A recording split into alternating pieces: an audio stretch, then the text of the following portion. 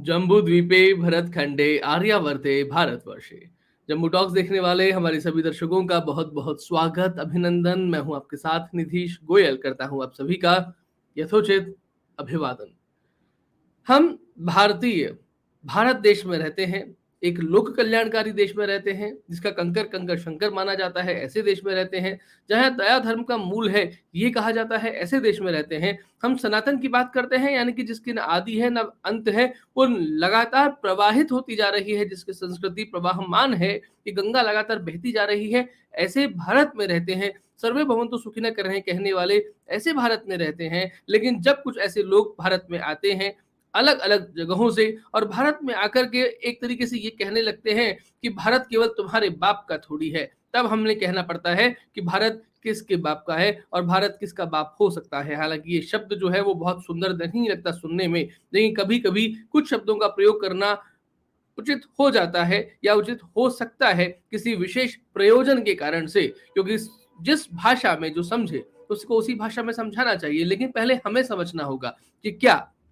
हिंदुओं के साथ में न्याय के लिए भारत का हिंदू राष्ट्र होना आवश्यक है, या फिर हम बहुसंख्यक आबादी, बहुसंख्यक जनसंख्या, उनके साथ में बिना हिंदू राष्ट्र बने भी न्याय हो सकता है? नहीं हो सकता तो हिंदू राष्ट्र का बनना आवश्यक। लेकिन आवश्यक क्यों, कारण क्या? क्योंकि दुनिया में, शायद संसार में कोई ऐसा देश नहीं है जो अपने देश की बड़ी जनसंख्या को, यानी कि बहुतायत में जो लोग रहते हैं, जो बहुसंख्यक हैं, उनके संरक्षण से पहले दूसरों का संरक्षण करता है। यानी कि आपके अपने घर में आग लगी हुई है और आप जाकर के पड़ोसी का घर संभाल रहे हैं, ये किस तरीके की समझदारी वाली बात है? आज इसी पर हम लोग चर्चा करने वाले हैं। आप सभी से निवेदन है, अनुरोध है, ये जम्बू टॉक्स है, ये जम्बू थॉट्स है, इस विचार को पूरे अधिकार के साथ में ग्रहण कीजिए।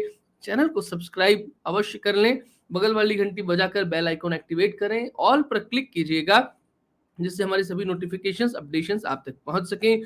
वीडियो को लाइक और शेयर करना न भूलें, और आपको लगता है कि धर्म के लिए, भारत के लिए हम कुछ श्रेष्ठ कार्य कर रहे हैं, तो पत्रम पुष्पम के माध्यम से यथोचित, यथेच्छा, यथाशक्ति हमारा सहयोग, आर्थिक सहयोग अवश्य करें। मैं स्वागत करता हूं हमारे बीच पधारे हुए पूज्य प्रोफेसर रामेश्वर मिश्र पंकज जी। गुरु जी प्रणाम, कैसे हैं आप? नमस्कार निधीश जी, एकदम ठीक हैं। आज का जी विषय गुरु जी। प्रारंभ करते हैं। जी। मित्रों, भारत में जो मुख्य समस्या है, जैसा मैं देखता हूँ, वो सचमुच जिन्हें बहुसंख्यक समाज कहा जाता है, जो कि बहुसंख्यक हैं ही इस भारतवर्ष में, उनके जो प्रबुद्ध वर्ग कहलाते हैं, जो कि इलीट क्लास कहे जाते हैं दुनिया में। अब यहाँ तो वो इलीट है कि नहीं, वो एक अलग विषय हो जाएगा। लेकिन जो भी शक्तिशाली लोग हैं, अलग अलग बड़े बड़े पदों पर हैं, केवल सरकारी नहीं, गैर सरकारी, शिक्षा संस्थानों में है, मीडिया में है, धर्म में है और स्वयं राज्य में है, उनके स्तर पर ही मुख्य समस्या है। ये इस बात से भी स्पष्ट होता है कि आए दिन ये बात होती है कि भारत को हिंदू राष्ट्र बनाना है, और इसमें कुछ लोग कहने लगते हैं कि भारत तो हिंदू राष्ट्र है ही। हिंदू राष्ट्र है ही, ये बात तो सत्य है, लेकिन हिंदू राष्ट्र था, अब तो ये कहना पड़ेगा, क्योंकि 1950-55 तक फिर भी ये कहना सही था कि भारत हिंदू राष्ट्र है। धीरे धीरे भारतवर्ष में जो लोग, एक नया संप्रदाय शासन में आया है, तो वो अब इसको हिंदू राष्ट्र तो छोड़िए, एक सामान्य स्वस्थ राष्ट्र भी नहीं रहने देना चाहिए। इसको जानना चाहिए, और इसका कोई भी संबंध अल्पसंख्यकों से या मुसलमानों अथवा ईसाइयों से बाद में है तो ये नहीं कि उनसे कोई संबंध नहीं है, लेकिन बहुत बाद में है। पहला इसका संबंध शासकों से। तो इसे कैसे जाने? इसको जानने का पहला तरीका तो ये है कि दो तीन बातें हैं। पहला तो ये कि क्या भारत को हिंदू राष्ट्र, यानी जिसका अर्थ संवैधानिक रूप से हिंदू राष्ट्र घोषित करने से समस्याओं का समाधान होगा? तो इसमें सबसे पहले फिर प्रश्न ये आएगा कि अभी क्या स्थिति है, अभी का जो संविधान है वो क्या हिंदुओं को न्याय दिलाने में बाधक है? तो अगर हम ऐसा देखें तो ये जो संविधान है, ये जो अंग्रेजों का 1937 का इंडिया एक्ट था, उसी का थोड़ा संशोधित और परिवर्धित रूप है। तो इसलिए न तो वो एक्ट कोई बाधक था हिंदुओं को न्याय दिलाने में, और जब 1937 का इंडिया एक्ट ही बाधक नहीं था, तो 1935 में बना था वो इंडिया एक्ट, अगर वही बाधक नहीं था तो ये संविधान कैसे बाधक हो सकता है? तो संविधान की जो समस्या है उसको 2-3 तरह से जानना चाहिए। जो लोग पढ़े लिखे हैं और सोचते समझते हैं, ये आज का विषय मुख्यतः उनके लिए। पहले तो ये जानना चाहिए कि संसार में कोई भी राष्ट्र, कोई भी राज्य, कोई भी समाज केवल संविधान से नहीं चलता। संविधान तो उसकी एक राज्य के संचालन की रूपरेखा होती है, एक ढांचा होता है। लेकिन एक तो राज्य ही समाज नहीं है दुनिया में कहीं भी, राज्य ही राष्ट्र नहीं है एक बात, और दूसरे राज्य जो होता भी है तो उस संविधान उसकी एक रूपरेखा निश्चित कर देता है, और फिर उसमें जो उसके राज्य के अलग अलग अंग होते हैं, फिर जो उसके राज्य के कानून होते हैं, फिर उन पर कानून पर अमल करने वाली एजेंसीज होती हैं, इनके जरिए चलता है। हमारे यहाँ जो बहस होती है ये ज्यादातर तो अविचारित बहस है। क्यों अविचारित बहस है? क्योंकि शुरू से जो लोग पावर में आए उन्होंने ये कोशिश की कि भारत की जो बहुसंख्यक जनता विशेषकर है उसको धोखे में रखा जाए, अंधेरे में रखा जाए। तो उन्होंने सदा जिसे नॉन इश्यूज कहते हैं ना, वो उछाला, जो भारत के मुद्दे ही नहीं है, निरर्थक मुद्दे। जैसे सबसे पहले गांधी वध हुआ, अब बहुत विस्तार में नहीं जाऊंगा लेकिन संक्षेप में, पहले गांधी वध हुआ तो उसको कह दिया ये अंधकार हो गया, ये दुनिया की सबसे बड़ी समस्या है। लेकिन वो समस्या क्या है इस पे कोई चर्चा नहीं हुई। समस्या ये है कि भाई अगर कोई आदमी, उसको लगता है कि ये बहुत बड़ा अन्याय हो रहा है सारे देश के साथ, तो उसने हत्या कर दी तो आपने फांसी दे दी, खत्म। अब ये मानना कि ये कोई देश भर में फैले किसी विचार का परिणाम है और उसको ऐसे चित्रित करना जैसे कोई बहुत ही भयंकर षड्यंत्र के साथ ये हुआ है, तो उसके फिर प्रमाण देखने चाहिए। प्रमाण तो भारत सरकार में जो लोग शासन में थे, वो जिन लोगों को उन्होंने आरोपी बनाया उनसे घृणा करते थे और उनको अपना प्रतिस्पर्धी और शत्रु मानते थे, कुचल डालना चाहते थे, फिर भी प्रमाण नहीं ढूंढ पाए।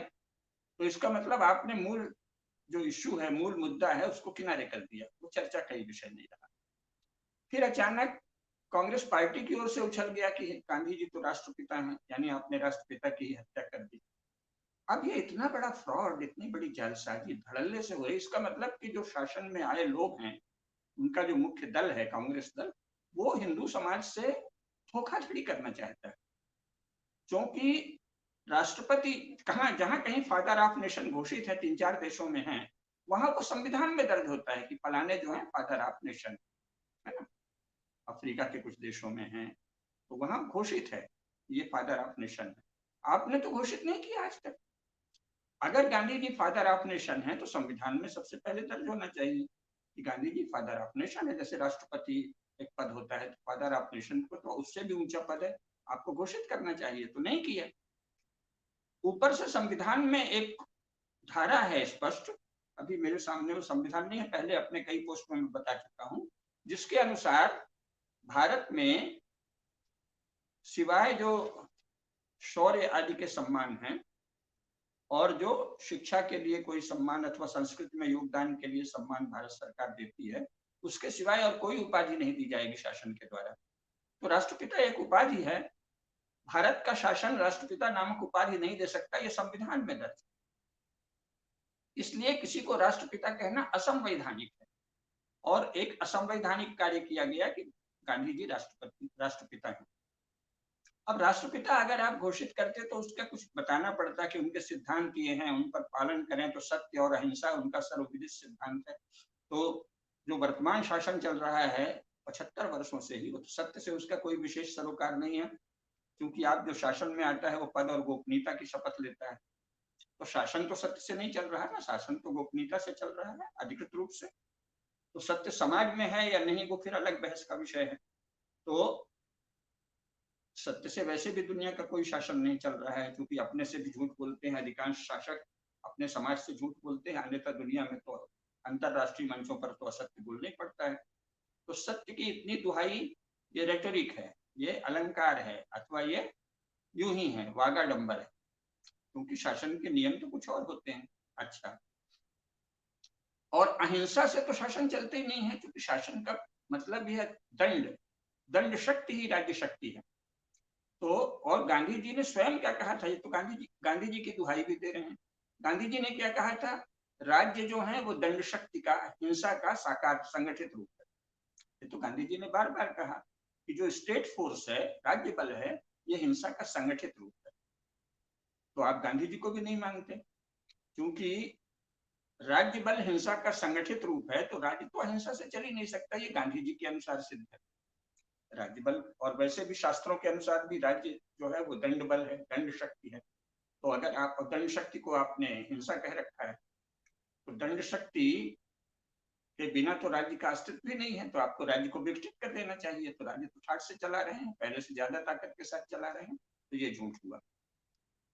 तो इस प्रकार ये बताने का आशय ये है कि संविधान के द्वारा तो शासन चलता ही नहीं ना। संविधान तो एक तो उसमें रूपरेखा है कि राज्य के ये भाग होंगे, कार्यपालिका होगी, विधायिका होगी, न्यायपालिका होगी, फिर अमुक अमुक पद होंगे, उनका चुनाव होगा, प्रक्रिया होगी। तो राज्य सज गया। संविधान ने क्या किया, राज्य के इतने इतने पद होंगे, उसमें ये लोग होंगे, ऐसे नियुक्त होंगे। तो राज्य का ठाठ, राज्य की सज्जा, राज्य का बढ़िया भव्य इमारत बन गई।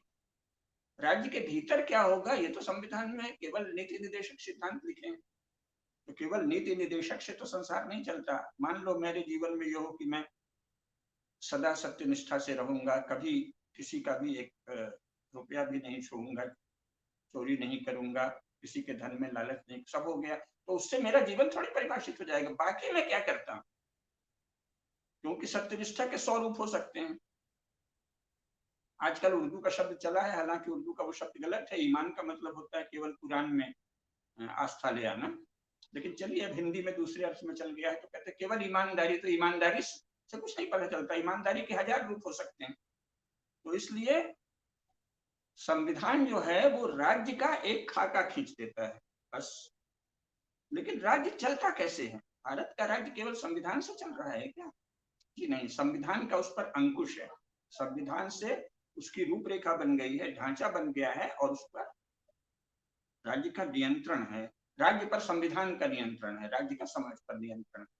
लेकिन राज्य पर संविधान का नियंत्रण किस रूप में है, डे टू डे नहीं है। कुल उसकी रूपरेखा जो पहले से राज्य बना हुआ था, अंग्रेज राज्य का जो ढांचा दे गए थे, उसमें थोड़ा बहुत संशोधन करके आपने राज्य का ढांचा दे दिया। तो राज्य का ढांचा संविधान ने बना दिया, लेकिन राज्य चलेगा कैसे, डे टू डे फंक्शनिंग कैसे होगी? तो वो तो जो पहले से प्रेसिडेंट्स हैं, उदाहरण हैं, और जो कानून है उनसे चल रहा है। तो संविधान में तो कानून नहीं होता, एक ही संविधान 10 प्रकार के कानूनों को मान सकता है। तो भारत की संसद जब बैठी इसी संविधान के अंतर्गत, तो उसने क्या किया कि एंग्लो सेक्शन लॉ, जो अंग्रेजों के बनाए लॉ थे, उनको वैलिडेट कर दिया, उनकी पुष्टि कर दी। ए सुशीला, देखो बाहर वो लोग बात कर रहे हैं, डिस्टर्ब हो रहा, मना करो, दूर जाए। तो एंग्लो सेक्शन लॉ को वैलिडेट कर दिया। अब कोई शासन, संविधान में तो सारी व्यवस्था है, आप चाहें तो दूसरा विधि आयोग बना दें, दूसरा विधान का, लॉज का, कानूनों का एक नया ढांचा बना सकते हैं इसी संविधान के अंतर्गत। तो देश चल रहा है कानूनों से रोज रोज, है ना। अब आपने बना दिया कि पुलिस बल ऐसे होगा, लेकिन उसमें संविधान में थोड़े लिखा है कि कोई जरूरी थोड़ी है कि आईएएस और आईपीएस हो। ये तो संविधान की मूल बात नहीं है। सर्विसेज में हालांकि दिया है एडमिनिस्ट्रेशन में, लेकिन संविधान में इतना लचीलापन है, आप उसका ढांचा बदल सकते हैं, आप एक दूसरा विधि आयोग गठित कर सकते हैं, आप प्रशासनिक सेवाओं का ढांचा बदल सकते हैं, और इसमें संविधान कोई बाधक नहीं है। एक बात, तो संविधान से राज्य का पूरा स्वरूप नहीं निर्धारित होता, नंबर एक। दूसरी बात, अरे भाई देखो ये कौन तंग कर रहा है, बहुत बोल रहे हैं। दूसरी बात यह है कि जरा देखो बेटे, कोई यहाँ बात नहीं करे, यहाँ डिस्टर्ब हो रहा है, बाहर जाके कहो।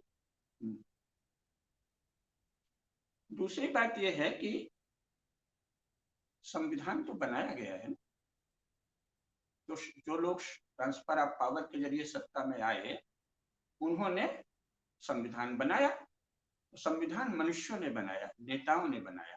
अब उसको शब्द सुंदर दे दिए कि जनता की ओर से है। तो कविता को सत्य नहीं कहते ना, जनता को तो पता भी नहीं था अंग्रेजी में सारे कानून बने थे। तो उन्होंने कह दिया कि जनता की ओर से है, we the people of India, हम भारत के लोग इसको अधिनियमित करते हैं, स्वीकृत करते हैं, सब बहुत सत्य है। ये उनका बड़प्पन है, ये उनकी शोभा है, ये उनका उदारता है। लेकिन वस्तुतः तो भारत के लोगों से पूछ के नहीं बना था, अंग्रेजों से पूछ के बना था। अंग्रेजों ने कहा था संविधान बना दो। ये बताने का उद्देश्य ये है कि शासक पहले है, संविधान बाद में है। संविधान से शासक नहीं है, शासक से संविधान। अंग्रेज थे तो उन्होंने इंडिया एक्ट 1935 बनाया, है ना। फिर अंग्रेजों ने कांग्रेस को ट्रांसफर ऑफ पावर किया और उनसे कहा कि संविधान बनाओ रे, तो उन्होंने संविधान बनाया। यानी शासक पहले है, संविधान बाद में है। तो देश अगर संविधान से चलता है ये कहें तो ये एक सुंदर वाक्य है, लेकिन वस्तुतः देश शासक से चलता है, क्योंकि शासकों ने संविधान बनाया। फिर इसके बाद जो संविधान है भी, तो क्योंकि उसमें बड़ी उदार व्यवस्था है, लचीली व्यवस्था है तो है, लेकिन उसमें जो संशोधन हुए, संविधान ने स्वयं कोई बैठ के संविधान रूपी जो कागज का एक ग्रंथ है, बहुत ही सम्माननीय ग्रंथ है। आजकल तो लोग उसकी वेद उपनिषद गीता से तुलना कर रहे हैं। पागलों की कोई कमी नहीं है पढ़े लिखे लोगों में और शासकों में भी, तो कह देते हैं ये वेद के समान पवित्र है। कायदे से वो लोग पागल खाने में भेजे जाने चाहिए, लेकिन बोल रहे हैं, है ना। हिंदू समाज का अपमान कर रहे हैं। जो कोई ये नहीं कहता कि ये कुरान के समान, कोई ये नहीं कहता कि ये बाइबिल के समान, कह देते हैं ये वेद और गीता के समान। तो वस्तुतः वो पागल खाने या जेल में डालने लायक लोग हैं, लेकिन बोल रहे हैं। तो मुख्य बात यह है कि फिर वो संविधान स्वयं तो 125 जो भी आपने संशोधन किए हैं वो संविधान ने थोड़ी किया है भाई, शासकों ने किया है। यानी शासकों ने संविधान बनाया, शासकों ने संविधान का उपयोग करके संविधान में 125 परिवर्तन किए। तो एक तो ये जानना चाहिए। तो जब हम कहते हैं कि भारत हिंदू राष्ट्र घोषित हो, तो उसमें ये कल्पना हो जाती है कि जैसे हिंदू राष्ट्र की घोषणा होते ही कोई जादू हो जाएगा। कौन उस हिंदू राष्ट्र को बनाएगा, पहले तो ये तय हो। अभी के शासक ही ना, तो उन्होंने तो इस संविधान को अपना रखा है। तो आप क्या मांग करते हैं? या तो उसकी कोई रूपरेखा बताइए कि हिंदू राष्ट्र का ये अर्थ होता है। अन्यथा ये स्लोगनाइज्ड माइंड है, एक नारा लगा दिया कि बस भारत हिंदू राष्ट्र हो या हिंदू राष्ट्र है, जिसकी जो मंत्री हो वो कहता है। उसकी कोई रूपरेखा किसी के पास नहीं है। हिंदू राष्ट्र अभी से भिन्न कैसे होगा? अगर हिंदुओं के द्वारा शासित राष्ट्र हिंदू राष्ट्र, तो अभी भी तो बहुसंख्यक हिंदू ही शासन करते हैं। या मान लीजिए उसमें कह दिया कि कोई मुसलमान और ईसाई शासन में नहीं आ सकता, थोड़ी देर को कह दिया, तो एक तो इसमें अंतरराष्ट्रीय प्रतिबंध लग जाएंगे, क्योंकि इस रूप में आज आप स्वतंत्र नहीं हैं। अनेक अंतरराष्ट्रीय संस्थाओं के आप शिकंजे में हैं, आप नियंत्रण में हैं और आपकी उनसे संधि है, आपके हस्ताक्षर हैं। तो आप ऐसे कर ही नहीं सकते, हल्ला मच जाएगा। और आपने दुनिया से अपने को जोड़ दिया है तमाम संधियों के द्वारा, रोज लेन देन है। लेन देन का तो ये हाल है कि एक छोटे से 25-30 लाख की आबादी के देश ने, यानी हमारे भोपाल से भी छोटे, जयपुर से बहुत छोटे, रीवा सतना या बीकानेर जैसे किसी एक शहर के बराबर के इलाके के किसी एक नेशन स्टेट ने, जो अंग्रेजों ने दूसरे महायुद्ध के बाद बनाया है, उसने कुछ कह दिया और आप लगे डोलने। आपने तो अपने पार्टी प्रवक्ता को ही निकाल दिया। तो आप भारत की जो लोग ये सब बात करते हैं, उनको ये स्थिति नहीं पता कि हम लोग कितना ज्यादा अंतरराष्ट्रीय संस्थाओं से, अंतरराष्ट्रीय परिस्थितियों से, दूसरे देशों से बंधे हुए हैं सारे ही राष्ट्र। तो आप हिंदू राष्ट्र घोषित कर देंगे तो मान लो उसमें आपने ये कह दिया कि कोई भी मुसलमान और कोई भी ईसाई मुख्य कर्मचारी नहीं हो सकता, कर दिया, उसमें कोई दिक्कत नहीं है। क्योंकि मैं भी बताऊंगा कि संसार के अनेक नेशन स्टेट में उच्च पदों पर कैसे दूसरे लोगों का प्रवेश वर्जित है, वो एक अलग विषय है, कर लेंगे। अभी मुख्य बात यह है कि लेकिन इस सब के बावजूद शासन में तो हिंदू ही है ना, और वो हिंदू अपने को बहुसंख्यकों का प्रतिनिधि कहते हैं। और बहुसंख्यकों ने आज तक अभी के किसी दल को ये नहीं कहा है कि तुम हिंदू नहीं। तो इसलिए हिंदू राष्ट्र बनने से क्या फर्क पड़ेगा? या तो उसको स्पेल आउट करें, बताएं कि हिंदू राष्ट्र बनने से ये होगा, वेदों में श्रद्धा होगी, उपनिषद में श्रद्धा होगी, धर्म में श्रद्धा होगी, धर्मशास्त्र में श्रद्धा होगी, एक भी व्यक्ति नहीं कह रहा है। क्योंकि फिर बहुत से प्रश्न उठेंगे, धर्मशास्त्र में श्रद्धा होगी तो उनका व्याख्याता कौन होगा? क्या यही अंग्रेजी पढ़े लिखे जज जो धर्मशास्त्र जानते ही नहीं है और कुछ भी व्याख्या करते हैं, या सांसद जो जिनको कोई गीता भी कंठाग्र नहीं है, उपनिषद और वेदों का तो छोड़िए अधिकांश को। तो कौन धर्मशास्त्र के अनुसार शासन बनाएगा? धर्मशास्त्र की शिक्षा क्या अनिवार्य होगी? क्या ये होगा कि धर्मशास्त्र पढ़े बिना कोई भी व्यक्ति सांसद नहीं हो सकता? आपको बताना पड़ेगा ना हिंदू राष्ट्र में क्या।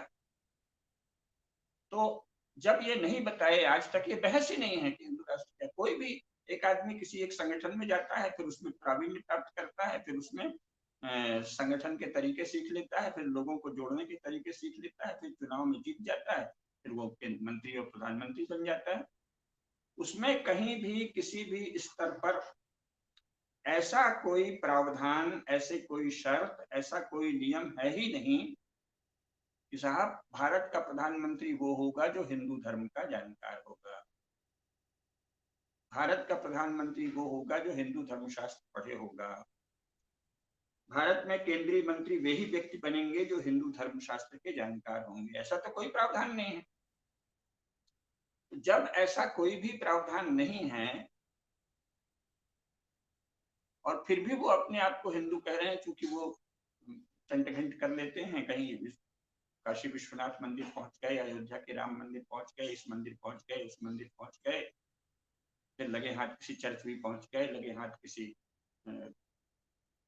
चादर भी चढ़ा दिया, पीर के यहाँ भी चले गए, अगरबत्ती भी चढ़ा दी किसी फकीर को जिसने प्रतिज्ञा की थी कि हम हिंदू धर्म का भारत से नाश करेंगे। जो लोग, जो ऐसे समुदाय जो दिन में 5 बार ये घोषणा कर देते हैं कि हम भारत से हिंदू धर्म का नाश करेंगे और यहाँ अपना मजहब लाएंगे, उनके साथ में जो अच्छे से घुला मिला है, उनके पास जाता है, उनके तथाकथित इबादत गाह में जाता है, चर्चेज में जाता है, और वो अभी हिंदू बना हुआ है, सब लोग उसे हिंदू ही कहते हैं। तो जब भारत के बहुसंख्यक ऐसे ऐसे धर्म शून्य, नास्तिक और भौतिकतावादी लोगों को, जिनके लिए धर्म स्थल केवल जनता को आकर्षित करने का एक स्थान मात्र है, एक स्पॉट है, एक बिंदु है, एक जगह है, स्पॉट है, जहाँ की वो पहुंचकर एक कुछ रिचुअल करके ये दिखाते हैं कि देखो हम आपका सम्मान करते हैं इसलिए आप हमारे साथ आओ। यानी जिनके लिए कोई भी धर्म अपने शास्त्र से संबंधित नहीं है, यानी किसी भी शास्त्र से। जब वो वहां जाते हैं, अजमेर शरीफ या कहीं भी चादर चढ़ाते हैं, तो क्या उन्होंने कुरान और हदीस पढ़ी होती है? क्या उनकी कुरान और हदीस में श्रद्धा होती है? ये तो उन्हें बताना चाहिए। और जब वो काशी विश्वनाथ जाते हैं तो क्या उन्होंने शैव दर्शन पढ़ा है, या वेद उपनिषद पढ़ा है, या गीता पढ़ी है, या अयोध्या जो जाता है उसने वाल्मीकि रामायण पढ़ी है, उसकी वाल्मीकि रामायण में श्रद्धा है? क्योंकि वाल्मीकि रामायण में श्रद्धा है या राम कथा में ही श्रद्धा है, तो चलिए आप संस्कृत नहीं जानते तो रामचरितमानस में श्रद्धा कर लीजिए। तो जो प्रसिद्ध भगवान का प्रण है, निश्चरहीन करो मही खुद उठाए पनकीन, सकल मुनिन के आश्रम जाय जाय सुखदीन। तो आप तो निश्चरहीन नहीं कर रहे हैं भारत को निश्चरमय बना रहे हैं, भारत को निश्चर संपन्न बना रहे हैं। तो आप हिंदू धर्म के प्रतिनिधि कैसे हुए? और आप वहां भी जा रहे हैं बिना कुरान हदीस पढ़े, कहीं अजमेर शरीफ, कहीं कहीं कहीं कहीं, तो आप इस्लाम के भी जानकार कैसे हुए? तो ये जगहें आपके लिए मोबिलाइजेशन का एक स्पॉट है, लोगों को अपने से जोड़ने का एक बिंदु, एक जगह है। तो आप तो धार्मिक नहीं है, धर्म की तो ये परिभाषा नहीं है।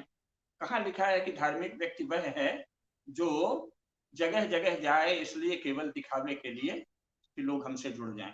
ये तो कहीं किसी भी, न तो कुरान में कहीं लिखा है, न वेद में, न उपनिषद में, न गीता में, न रामायण में, न किसी धर्मशास्त्र में कि धार्मिक व्यक्ति वह है जो किसी धर्म स्थल में इसलिए जाए कि लोग हमसे जुड़ जाएं, हमारे समर्थन में आ जाएं। लेकिन कभी धर्मशास्त्र को पढ़े नहीं, धर्मशास्त्र के प्रति श्रद्धा नहीं व्यक्त करे, धर्मशास्त्र में कोई श्रद्धा रखे नहीं।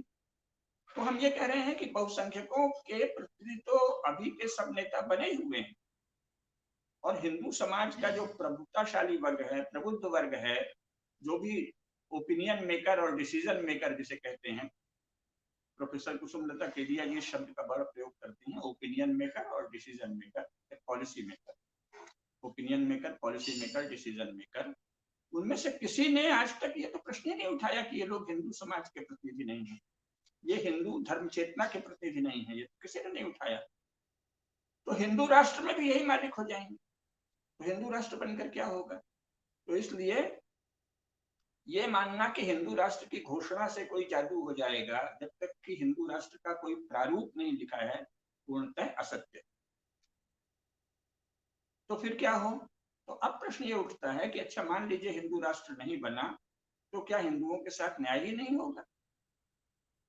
तो संविधान में ऐसा कुछ नहीं है, कहीं कोई बाधा नहीं है कि भारत का राज्य, है ना, गवर्नमेंट ऑफ इंडिया हिंदुओं के साथ भेदभाव करेगी, तो कहीं नहीं लिखा है। इसीलिए मैंने कहा ना, संविधान से शासन नहीं चलता। संविधान शासन को अंकुश में रखता है, नियमित करता है, उसकी एक रूपरेखा बना देता है, लेकिन जो शासन नित्य चल रहा है वो संविधान उसके लिए एक छाया है। जैसे घर है तो घर बन गया है, घर के भीतर क्या हो रहा है इसके बारे में तो संविधान ने बड़े विस्तार से नहीं लिखा है। उसके लिए तो प्रशासनिक अध्यादेश है, नियम है, परंपराएं हैं, कानून है ना, उसके अनुसार चल रहा है। थानेदार महाशय क्या कहेंगे ये संविधान में लिखा है, क्या करेंगे? हम जाएं और हमारे घर में कोई अपराध हो गया है तो वो त्वरित कार्रवाई करेंगे, थानेदार मिलेगा ही नहीं, वहां कोई मुंशी मिलेगा, वो हमारी सुन लेगा, ये कहाँ लिखा है? किसी संविधान में नहीं लिखा। वो सुनता ही नहीं है, घंटों बैठा ले रखता है। आप पैसे दीजिए या किसी नेता का फोन कराइए या आप स्वयं प्रभावशाली होइए या किसी तरह उनको मनाइए पटाइए तो वो आपकी रिपोर्ट लिखेंगे। और चाहे तो आपको झूठे मुकदमे में फंसाते हैं, आपके घर में किसी से अफीम गांजा रखवा दें, ऐसे बहुत से केस होते हैं, हमारे परिचितों के ही हुए। हमारा परिचित एक बहुत ही सुंदर सुदर्शन सुडौल हमारा भतीजा था, युवक था, उसके शत्रुओं ने उसको उसके विरुद्ध झूठी रिपोर्ट लिखा दी और उसके यहाँ कुछ अफीम रख दी और थाना पुलिस मिला हुआ था, उसको गिरफ्तार कर लिया और ले गए। प्रमाण नहीं मिला लेकिन इस बीच उसको मारा पीटा भी और वो अंत में मर गए। और क्योंकि वो गांव का था तो वो सिद्ध नहीं कर पाया, और सिद्ध करने के लिए भी बहुत खर्चा चाहिए, अकेला लड़का था, मर गया। पुलिस वालों ने और विरोधी परिवार के ही विरोधी लोगों ने उसको मार डाला। तो ये तो संविधान में नहीं लिखा है ना कि इससे कैसे रक्षा होगी। इसका अर्थ है कि शासन का विस्तृत स्वरूप संविधान में नहीं लिखा है, वो अन्य तरीके से चलता है। तो उस विस्तृत स्वरूप में न्याय तो हो ही सकता है। अगर अन्याय हो रहा है, संविधान में तो लिखा है ना कि अब सभी नागरिकों की सुरक्षा, शांति और सुव्यवस्था ये राज्य का कर्तव्य है, ये राज्य का आधार ही यही है। भारत के राज्य का मुख्य काम क्या है? आंतरिक सुरक्षा और बाहरी सुरक्षा। आंतरिक सुरक्षा में क्या है? प्राणों की और संपत्ति की सुरक्षा।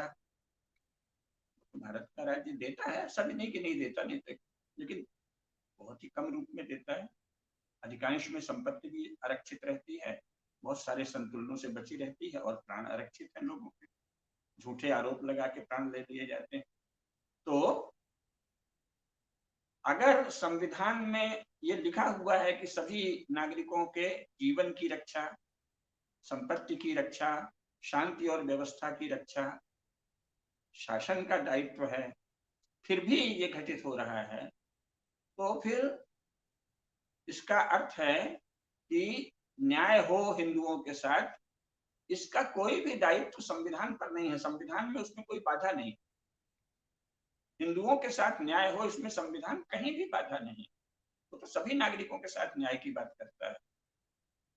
तो इसका अर्थ है कि शासकों के भीतर, इसलिए ये मानना कि हिंदू राष्ट्र कोई घोषित हो जाएगा, कागज में कह दिया जाएगा कि ये हिंदू राष्ट्र है और उससे न्याय होने लगेगा, ये जैसे मूल कारण को नहीं समझना। और ये वर्तमान स्थिति को सब छूट देना भी है, और ये बहुत शुरू से हो रहा है। जैसे कि कम्युनिस्टों ने शुरू में प्रचार कर दिया कि ये पूंजीपतियों के प्रतिनिधि हैं और खूब मिली भगत रही।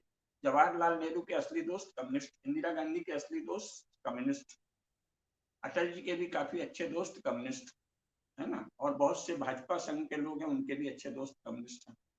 और कह क्या दिया पूंजीवादियों के प्रतिनिधि हैं, और पूंजीवादी तो शोषक होता है और दुष्ट होता है और दुनिया भर के नियम बता दिए।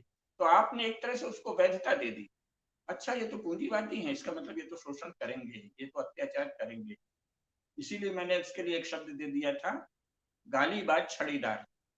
यानी कुछ ऐसे विचित्र छड़ीदार हैं, छड़ी लेके पहले राजाओं के आगे छड़ीदार चलते थे ना, हट जाओ महाराजा आ गए। तो ये आजकल ये मीडिया के लोग और बाकी लोग भी जो है वो शासकों के गालीबाज छड़ीदार है, देखने को गाली देते हैं लेकिन उनका रास्ता बना देते हैं। उन्होंने कहा ये पूंजीपति है, ये तो अत्याचारी है। यानी आपने जनता के मन में, सामान्य लोगों के मन में ये बैठा दिया कि भाई ये तो अत्याचार करेंगे। इसी प्रकार आप चाहते हैं कि ये कहें कि ये संविधान में तो अन्याय होगा ही, हिंदू ऐसे ही मारे जाएंगे, हिंदुओं का कत्लेआम होगा, हिंदुओं की संपत्ति लूटी जाएगी, हिंदुओं के साथ बलात्कार होगा, स्त्रियों, माताओं बहनों के साथ, हिंदुओं की जान को कुछ माना ही नहीं जाएगा। इस संविधान में ऐसे ही होगा, हिंदू राष्ट्र बनाओ, आप ये कह रहे हैं। यानी वर्तमान में हिंदुओं की जान, हिंदुओं की संपत्ति, हिंदुओं का शील, हिंदुओं की इज्जत खतरे में रहे, इसको आप वैधता दे रहे हैं। हाँ भाई, ये तो ऐसे ही हो, हिंदू राष्ट्र बनेगा तब ठीक हो। तो ये क्या है, या तो ये अज्ञान कुछ लोगों में होगा, और दूसरे जो हैं वो बहुत ही निकृष्ट कोटि के राज्यकर्ताओं के चाटुकार हैं। तो राज्यकर्ता अपना कर्तव्य नहीं निभा रहे हैं, उनकी ओर से ध्यान हटाने के लिए ये प्रचार है कि नहीं साहब, हिंदू राष्ट्र बनेगा तभी न्याय होगा। वर्तमान इसमें बाधा क्या है, क्या बाधा है? हिंदुओं के साथ न्याय होने में कोई भी बाधा नहीं।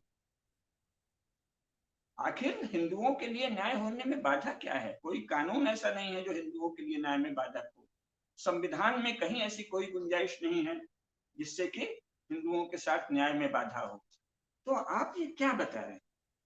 भारत का संविधान तो सभी नागरिकों को क्या कहता है, साफ साफ है, भारत का संविधान मूल अधिकार देता है सभी नागरिकों को, है ना।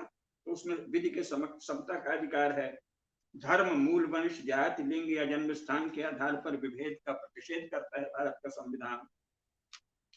लोक नियोजन के विषय में अवसर की समानता देता है, स्वातंत्र का अधिकार देता है, वाणी की स्वतंत्रता, उपासना की स्वतंत्रता, शांतिपूर्वक और बिना अस्त्र शस्त्र के सम्मेलन की स्वतंत्रता, संगम या संघ बनाने की स्वतंत्रता, है ना। और स्वतंत्र भारत में कहीं भी आप जा सकते हैं राज्य के एक भाग से दूसरे भाग में, और कोई भी वृत्ति या उपजीविका जो उपलब्ध है शासन के समाज के अंतर्गत वो आप प्राप्त कर सकते हैं।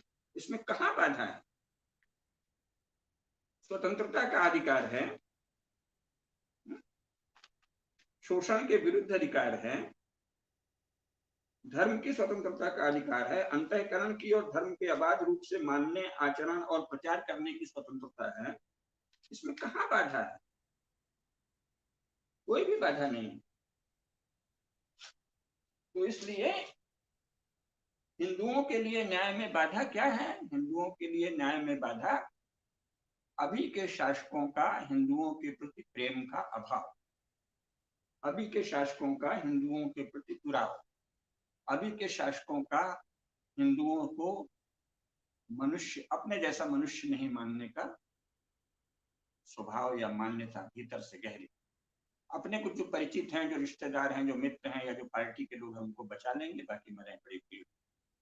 इसीलिए जनसंख्या का हल्ला मचा देंगे, कहीं कोई हल्ला मचा देंगे। यानी समाज के प्रति संवेदना का संपूर्ण अभाव है शासकों में। हिंदुओं की हत्या होती है, हिंदुओं के साथ बलात्कार होता है, अत्याचार होता है, इससे कोई खून नहीं खोलता, इससे विचलित नहीं होते, इससे क्षुब्ध नहीं होते, उससे उन्हें ये नहीं लगता कि हमारी ही बहन, बेटी और माँ के साथ अत्याचार हो रहा है, ये नहीं लगता कि हमारे ही भाई की जान ले ली गई है, ये नहीं लगता कि हमारे ही भाई का घर फूंक दिया गया है, ये नहीं लगता कि चल भाई नहीं है तो प्रजा है। तो प्रजा तो भारत में हिंदू धर्म में कहा गया है कि राजा प्रजा को अपनी संतान की तरह माने। तो ये नहीं लगता कि हमारी संतानों के घर जला दिए गए, हमारी संतानों की संपत्ति लूट ली गई, हमारी प्रजा की जान ले ली गई, प्रजा के प्राणों का हरण कर लिया गया है, प्रजा की संपत्ति लूट ली गई है, प्रजा पर अत्याचार हुए, नहीं, कुछ मतलब नहीं। और मुसलमानों के साथ थोड़ा सा भी होता है पूरा प्रशासन तंत्र लग जाता है सेवा में, और मीडिया भी, अरे बहुत अत्याचार हो रहा है, देखो देखो जरा सा मार दिया, एक मुसलमान को कुछ हिंदुओं ने मार दिया क्योंकि वो उनकी बहन से छेड़ रहा था, या उसने उनकी हत्या की थी तो उन्होंने बदले में मार दिया। सब इसका अर्थ है कि वर्तमान हिंदू शासक, हिंदू कुलों में उत्पन्न वर्तमान शासक और हिंदू कुलों में उत्पन्न वर्तमान अलग अलग क्षेत्रों में प्रभावशाली लोग मीडिया में तथा अन्यत्र, वे ही हिंदुओं के प्रति निर्दय हैं, वे ही हिंदुओं के प्रति संवेदनहीन हैं, वे ही हिंदुओं के प्रति क्रूर हैं, और वे ही मुसलमानों के प्रति विशेषकर और अन्य गैर हिंदुओं के प्रति विशेष लगाव रखते हैं। अब उनको उनसे कोई भौतिक लाभ होता है, कोई शारीरिक लाभ होता है, कोई आर्थिक लाभ होता है, कोई लेन देन का रिश्ता है, कोई नशे पानी का रिश्ता है, ये पता नहीं। कुछ तो है जिसकी पर्दादारी है। मुसलमानों के खुले आम अनाचार और अत्याचार को भारत के शासक नेहरू से मोदी तक लगातार अनदेखी कर रहे हैं। अटल जी ने किया, सभी ने किया अनदेखी। इसमें कुछ तो इसमें संविधान तो कहीं, संविधान और कानून कहीं आड़े नहीं आता। संविधान और कानून तो अच्छे खासे बने हैं, आप उसके द्वारा ठीक से न्याय कर सकते हैं, और जब करना चाहते हैं तो कर ही देते हैं। जिस छोटे से इलाके में या अपने घर में कुछ हो जाए तो इसका ये अर्थ नहीं कि उसमें परिवर्तन की आवश्यकता नहीं, उसमें जबरदस्त परिवर्तन की आवश्यकता है, आमूलचूल परिवर्तन की आवश्यकता है, वो एक अलग विषय है। तो आमूलचूल परिवर्तन की आवश्यकता जनता थोड़ी बताएगी। आजकल तो ये चल गया है कि जनता चिल्लाती रहे, ऐसे तो नहीं है। आज तक जितने भी परिवर्तन हुए हैं उच्च स्तर के, वो तो उच्च स्तर के लोगों ने किया है। जनता के द्वारा तो कोई संविधान नहीं बना है कहीं संसार में, और जनता के द्वारा तो कोई महत्वपूर्ण परिवर्तन नहीं हुए हैं। झूठ आप पढ़े, पेरिस कम्यून में एक 60-70 लोग इकट्ठे हो गए थे पेरिस क्रांति में, उसको आपने फ्रेंच क्रांति कह दिया, उनके मत्थे तो कुछ भी नहीं हुआ, कोई परिवर्तन नहीं हुआ। राजशाही और आ गई फ्रेंच क्रांति के बाद, इतना लोकतंत्र क्षमता की बात कर रहे थे। फ्रेंच क्रांति के बाद ही तो राजशाही आई है फ्रांस में फिर से वापस। तो जनता के कारण तो परिवर्तन नहीं होते।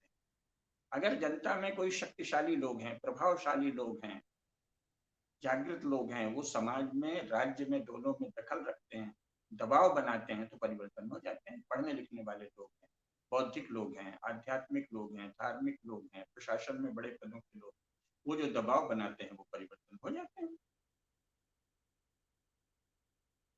तो हिंदुओं के साथ जो खुलेआम अन्याय हो रहा है, इसका अर्थ है कि जो लोग भी शासन और शासन से इतर अन्य प्रभावशाली क्षेत्रों में प्रभावशाली हैं, जिनके पास धन है, प्रभुता है, पद है, सरकारी पद न सही तो अन्य पद है, वो अपने हिंदू समाज के प्रति उनकी संवेदना अगर शून्य नहीं है तो शिथिल है। तो अन्याय क्यों हो रहा है? संविधान के किसी दोष से नहीं हो रहा है, ये तो जो लोग राज कर रहे हैं उनके मन में भावना का अभाव है, हिंदू समाज के अपनत्व का अभाव है, आत्मीयता का अभाव है। ये हमारे ही लोग हैं, इस भाव का अभाव है, और ऊपर से इसको दिन रात दोहराते हैं। अपना हिंदू समाज, हमारा हिंदू समाज, हम हिंदू लोग खूब बोलते हैं। ऐसे बहुत से लोग हैं जो ऐसे ऐसे संगठनों से जुड़े हैं जहां हिंदू समाज के प्रति आत्मीयता की ही बात होती है, लेकिन जब वो सत्ता में जाते हैं तो उनमें हिंदू समाज के प्रति आत्मीयता नहीं दिखती। गोधरा में हिंदू जला दिए गए, और जब बदले में हिंदुओं ने भी थोड़ा प्रतिकार किया, जिसमें हिंदू खासी संख्या में मारे गए पुलिस के द्वारा, लेकिन हल्ला मचा कि बस मुसलमानों के साथ हुआ है, और अटल बिहारी वाजपेयी ये कहने पहुंच गए कि नहीं भाई, ये देखो कि ऐसा नहीं, मुसलमान नहीं मारे गए, इसको राजधर्म की कमी बताती थी। और इतने भयंकर अत्याचार हो रहे हैं बंगाल में, केरल में, कश्मीर में, और तरह तरह के बहाने बना के भारत का शासन घर से मुंह फेरे हुए हैं। तो इसका अर्थ है कि शासकों के मन में, शासकों के चित्त में जो संवेदन शून्यता है, संवेदना की कमी है, संवेदन शून्यता इस विषय में, अन्य विषयों में तो हो ही, मेरा राज चलता रहे, मेरी पार्टी मजबूत रहे, मेरे लोगों के पास सत्ता और संपत्ति बढ़े, इसमें तो खूब संवेदना है। ऐसा थोड़ी कि संवेदनहीन है। हिंदू समाज के प्रति, हिंदू मनुष्यों के प्रति, हिंदू नर नारियों के प्रति, हिंदू बाल बच्चे और बूढ़ों के प्रति, हिंदू स्त्रियों के प्रति संवेदना नहीं, संवेदना के अभाव के कारण अन्याय हो रहा है। हिंदू राष्ट्र बनने से कुछ नहीं होगा। हिंदू राष्ट्र बनाना या नहीं बनाना ये सामान्य जनता का विषय भी नहीं है और होना भी नहीं चाहिए। ये तो विषय जो लोग शासन में हैं, जो लोग विचार जगत के हैं, जो इन सब विषयों पे गंभीरता से विचार करते हैं, उनके बीच चर्चा का विषय। यहाँ तो उल्टी बात है। साधारण जो युवक युवतियां हैं, जो बेचारे थोड़ा कम पढ़े लिखे हैं, अभी रंगरूट हैं, सर्विस में भी नहीं है, कुछ वो कर रहे हैं, खाली बैठे हैं, उनके बीच ये सब संगठन काम करते हैं और चर्चा चला देते हैं हिंदू राष्ट्र बने कि नहीं। अरे वो शासन कैसे चले इसके वो विशेषज्ञ नहीं, शासन कैसे चलता है इसके भी विशेषज्ञ नहीं। भारत में राजनीति शास्त्र के संसार के सबसे ज्यादा श्रेष्ठ और भव्य और बृहद ग्रंथ भारत में ही है राजनीति शास्त्र के, उनका वो अध्ययन नहीं किया है उसने। जिन लोगों ने न तो भारतीय राजनीति शास्त्र का अध्ययन किया है, न यूरोप ईसाई राज्यशास्त्र का अध्ययन किया है, वो क्या बताएंगे कि राष्ट्र कैसे, कौन सा राष्ट्र बने और कैसे चले। हर विषय में तो आप एक्सपर्ट ढूंढते हैं, एक इंजीनियर, एक डॉक्टर, एक क्लर्क, सेना का तो कहना ही क्या है, सैनिक अधिकारी, प्रशासक, सबके लिए योग्यताएं निर्धारित हैं।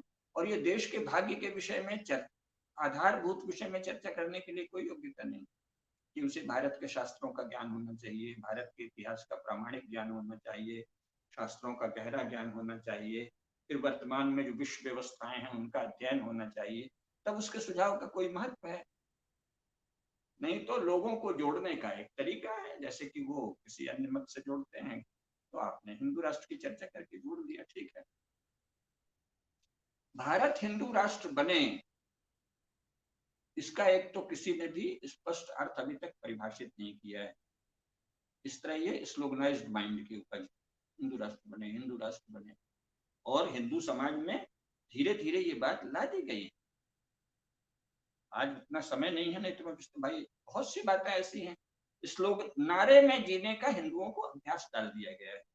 जो संसार के सबसे अधिक मननशील, गंभीर और परिपक्व लोग होते थे, गांव गांव में राम कथा को लेकर, कृष्ण चरित्र को लेकर कैसी गहरी चर्चाएं होती हैं, कैसी रसमय भी, सुंदर भी और ज्ञानपूर्ण। इसका मतलब ज्ञान की चर्चा, रस की चर्चा, भाव की चर्चा गांव गांव में करने का यहाँ के लोगों को अभ्यास है। ऐसे प्रचंड बौद्धिक समाज को पिछले 100 वर्षों में नारों में जीने वाला समाज बना। आप सबसे पहला प्रचलित नारा देख लीजिए, भारत माता की जय। शास्त्रों में तो भारत माता कहीं नहीं लिखा है, पृथ्वी माता लिखा है, माता भूमि पुत्रोहम पृथिव्या। जब वहां इंग्लैंड और फ्रांस वगैरह में नेशन स्टेट बने, तो जो लोग अंग्रेजी पढ़े लिखे थे, यूरोप घूम के आए थे, उन्होंने कहा कि हमारी भारत माता है, ठीक है, पृथ्वी माता की तर्ज पे आपने भारत माता बता दिया। फिर भारत माता का उन्होंने कैसा भव्य चित्रण किया, त्वं हि दुर्गा दशप्रहरण धारिणी, कमला कमल तल विहारिणी, वाणी विद्या दायिनी, नमामि त्वाम, नमामि कमलाम अमलाम अतुलाम।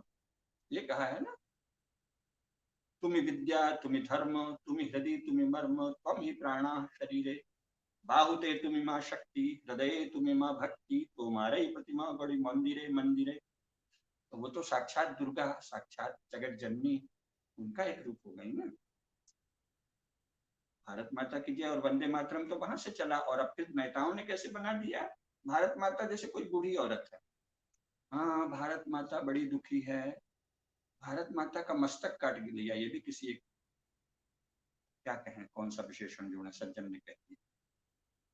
पाकिस्तान बना तो भारत माता की भुजाएं कट गई। त्वं हि दुर्गा दशप्रहरण धारिणी, वाणी विद्या दायिनी, नमामि त्वाम। बाहुते तुमिमा शक्ति, वो शक्ति की हाँचा करती है। हृदय तुमिमा भक्ति, वो भक्ति में। आप क्या कह रहे हैं भारत माता दुखी है? अरे भाई, उसकी अभागी, कर्तव्य शून्य, नपुंसक संतानें दुखी हैं, कपूत दुखी हैं, कुपुत्रियां दुखी हैं, उसमें भारत माता दुखी नहीं होगी। भारत माता देख रही होगी कि कैसे, किस किन किन दुष्चक्रों से ये लोग ऐसे बन गए, इनको कैसे ठीक कर। भारत माता तो करुणा और प्रज्ञा और शक्ति और तेजस्विता और अनंत सामर्थ्य की जननी है ना। ऐसा तो नहीं है कि भारत माता रोज शक्ति देती हैं और तुम उसका दुरुपयोग करते हो। जिसने भारत माता की जय बोला उसको भारत माता ने शक्ति दे दी। जाओ तुम रोज भारत माता की जय बोलते हो, तुम देश का सबसे बड़ा संगठन बन जाओ, तुम सत्ता में पहुंच जाओ। पहले नेहरू आदि ने भारत माता की जय बोला, फिर अब अटल जी और मोदी जी ने बोला, उनको सत्ता दे दी। ये तो भारत माता का आशीर्वाद है। आपने बार बार जय बोला, उन्होंने कहा चल भाई संतान दे। उसके बाद तुम नहीं कर रहे हो, उसमें भारत माता को ऊपर से दोषी बता रहे हो। भारत माता दुखी है, भारत माता दुखियारी है, मेरी भारत माता। अरे तेरी भारत माता नहीं, सबकी भारत माता है, और वो दुखी नहीं होगी। पता नहीं कितने हजारों पीढ़ियां हो चुकी हैं, अभी हजारों पीढ़ियां आगे होंगी। तुम जैसे लोग भी आएंगे जाएंगे, और वो नरसिंह भी आएंगे, वो सिंघनिया भी आएंगी। तो भारत में एक से एक हुई अनादिकाल से। भगवती सीता जगत जननी रूप है, वो तो ठीक है, लेकिन स्त्री के रूप में सीता जी, द्रौपदी हैं, तारा हैं, कुंती हैं, अहिल्या हैं, मंदोदरी हैं। इसके बाद इतनी बड़ी बड़ी हमारी रानियां हैं, स्वयं कैकेयी हैं। इधर हाल के उसमें महारानी अहिल्याबाई हैं, लक्ष्मीबाई हैं, दुर्गावती हैं, चन्नम्मा हैं, रुद्रम्मा हैं, रानी रासमणि हैं। कैसी कैसी सुपुत्रियां हुई हैं, वो भी तो भारत माता की संतानें हैं। कि तुम जो कपूत और कुपुत्री हो, वही भारत माता की संतान हो। भारत माता के अनुपयोग ये तिरस्कार करेगी, सोचेगी ये तो कहाँ के कपूत, कहाँ से पैदा हो गए। फिर वो देखेगी शायद कोई और आए। तो भारत माता को दुखी मत बताओ भाई। भारत माता के प्रति हम कर्तव्य शून्य हैं, हम भारत माता के प्रति कर्तव्य से उदासीन है। सही भाषा बोलो। तो भारत माता के प्रति आप जो कर्तव्य शून्य शासक हैं, वही हिंदुओं को अन्याय से पीड़ित होने देते हैं। हिंदुओं के साथ न्याय नहीं हो रहा है, इसका अर्थ है कि भारत माता के प्रति कर्तव्य से विमुख भारत के शासक हैं। और नारे उसको, जो एक बड़ा सत्य था, बृहद सत्य, जैसे माता भूमि पुत्रो अहम पृथिव्या है, उसी तरह भारत माता है साक्षात चैतन्य सत्ता, अनंत शक्ति वाली, दुर्गा के समान, लक्ष्मी के समान, कमला अमला विद्या। उनको एक नारा बना दिया, भारत माता दुखी है, भारत माता के बांह कट गई। अरे कोई बूढ़ी कमजोर सी असहाय सी अबला सी स्त्री बना दिया आपने भारत माता। ये स्लोगनाइज्ड माइंड। समाजवाद दुनिया की सबसे निकृष्ट चीज थी। राज्य का संपूर्ण नियंत्रण मनुष्यों के जीवन में हो जाए और वो जैसे चाहे वहां राज्य के संसाधनों को लगाएं। इतना घिनौना विचार, उसको यहाँ गरिमा बना दिया। सब लोग समाजवादी एक दौर में बन गए, मैं भी बन गया था कुछ दिन के लिए, प्रचार माध्यमों के प्रभाव से। समाजवाद समाजवाद समाजवाद, इसका मतलब भारत में अभी के जो राज्यकर्ता हैं वो भारतीय जन को नारों में डुबा देना चाहते हैं, लेकिन हिंदुओं, क्यों? क्योंकि हिंदुओं के धर्मशास्त्र की, धर्म की, ज्ञान की, विद्या की, शिक्षा की कोई व्यवस्था नहीं करनी, होने ही नहीं देते। और जिसको इन विषयों का, जिसको धर्मशास्त्रों का, हिंदू विद्याओं का ज्ञान नहीं है, वही प्रधानमंत्री बनता है, वही राष्ट्रपति बनता है, वही राज्यपाल बनता है, वही केंद्रीय मंत्री बनता है। ऐसी व्यवस्था है।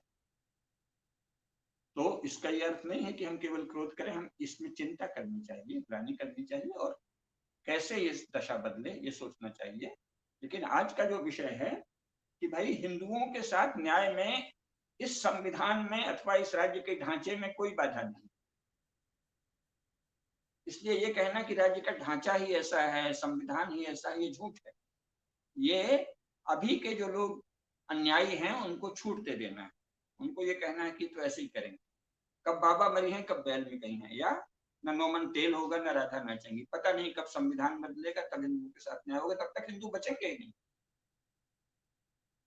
तो ये सब बातें मत कहिए कि संविधान जब बदलेगा, हिंदू राष्ट्र घोषित होगा, तब हिंदुओं के साथ अब न्याय होगा। ये नहीं, ये अभी दबाव बनाइए कि तुम कैसे राज्य करता हो, तुम कैसे हिंदुओं के साथ इतना भयंकर अन्याय देख सकते हो, तुम दुरात्मा हो, तुम नीच हो, तुम पापी हो।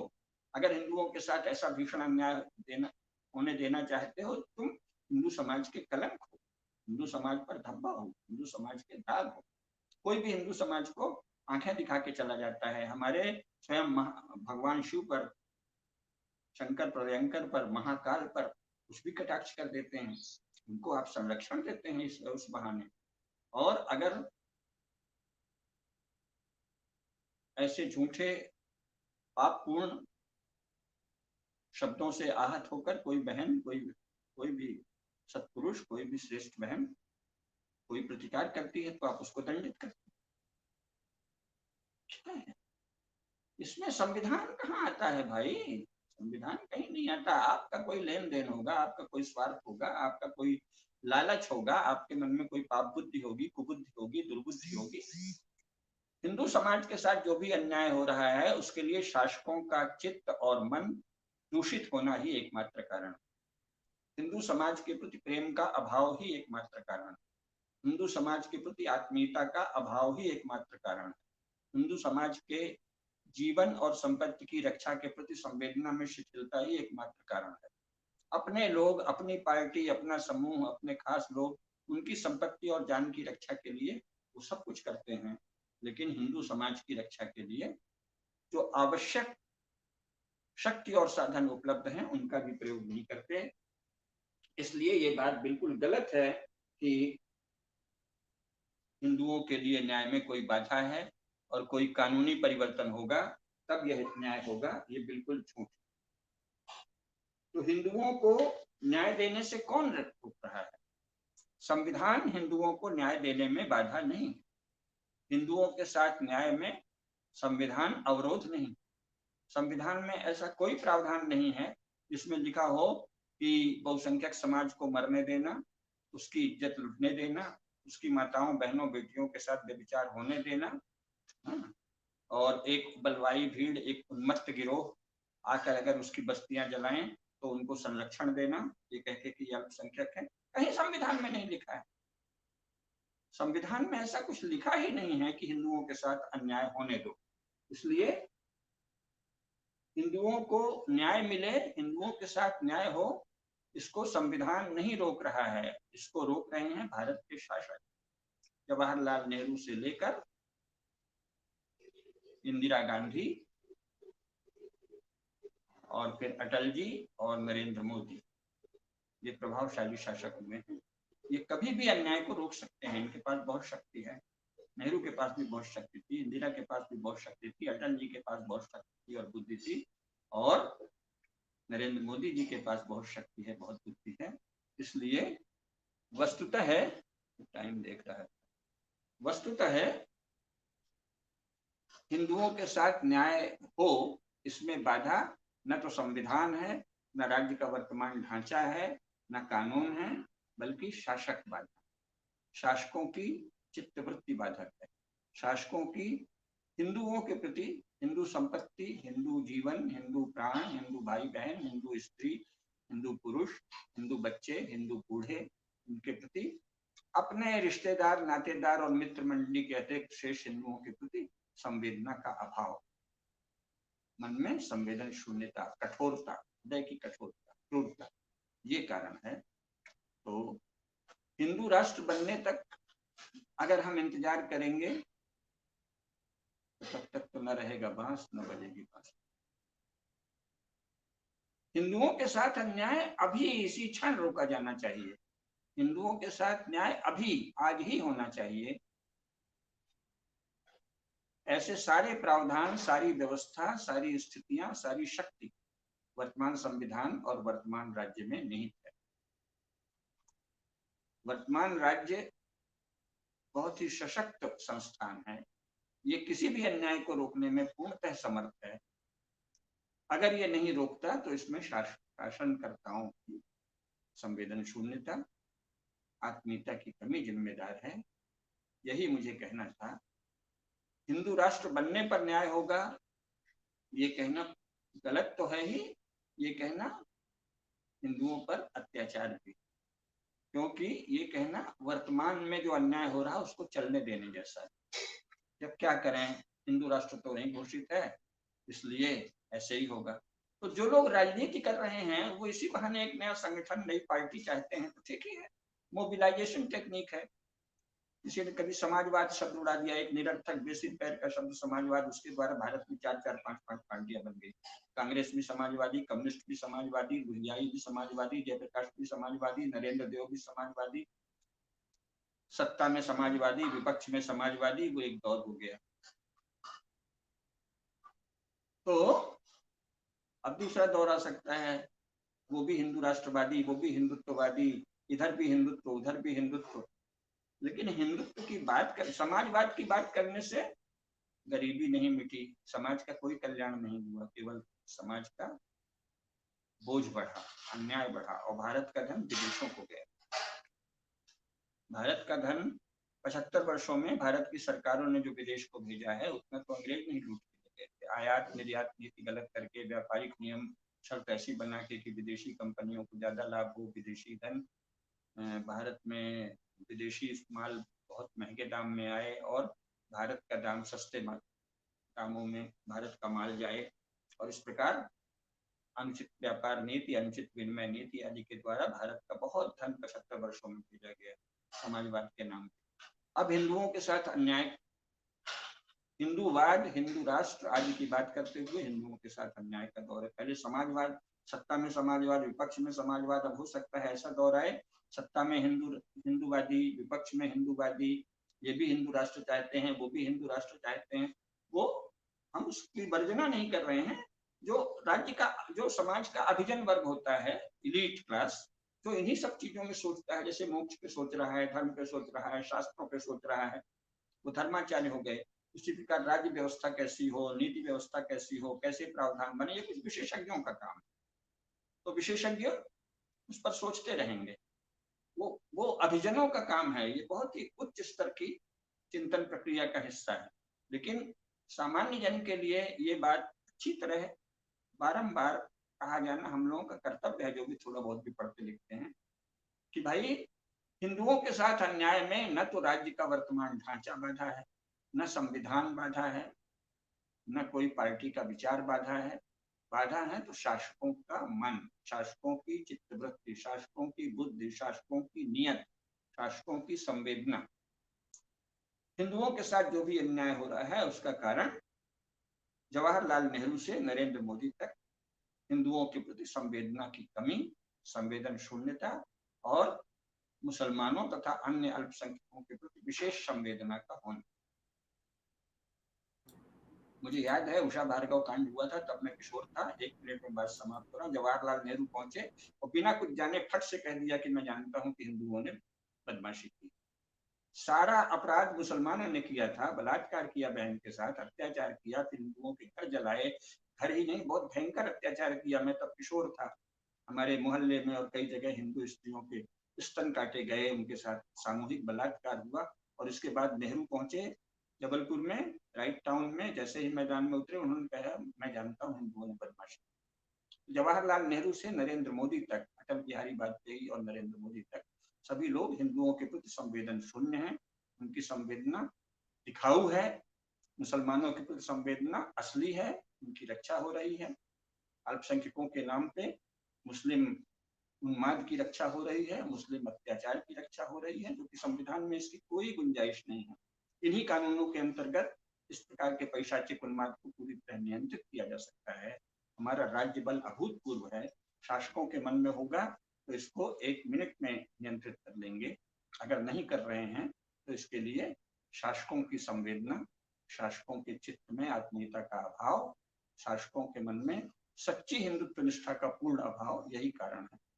हिंदू राष्ट्र बनने न बनने से इसका कोई संबंध नहीं है, यही मुझे कहना है। नमस्कार।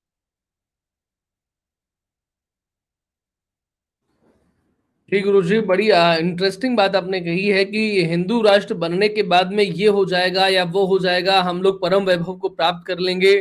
ये सब कुछ उस तरीके की बातें नहीं है जैसा एक्चुअली धरातल पर होना चाहिए। आपने जो बात कही कि जवाहरलाल नेहरू से लेकर के नरेंद्र मोदी तक हिंदुओं के प्रति संवेदनशीलता की संवेदना की कमी, ये शासन उसके लिए जिम्मेदार है जो हिंदुओं के साथ में न्याय नहीं हो रहा है। हिंदू राष्ट्र बनने से न्याय हो जाएगा ऐसा नहीं हो सकता। और अगर हिंदू राष्ट्र किसी भी कारण से किसी दबाव में संवैधानिक रूप से बन भी गया, तब भी अगर शासन की संवेदना हिंदुओं के प्रति नहीं रही, तो संवैधानिक हिंदू राष्ट्र होने के उपरांत भी क्या हम हिंदुओं के प्रति न्याय देख पाएंगे? शायद उसका जवाब भी ना में ही होगा। तो अगर उसका जवाब भी ना में है, तो हमें शासनकर्ताओं की, जो शासक हैं, उसकी संवेदना को कैसे जगाया जा सकता है, उसके लिए काम करना होगा। उसके बाद में तो हिंदू राष्ट्र बिना कहे अपने आप आ जाएगा। ये बड़ी रोचक बात आपने आज के कार्यक्रम में कही है और ये लोगों को समझनी चाहिए ठीक तरीके से।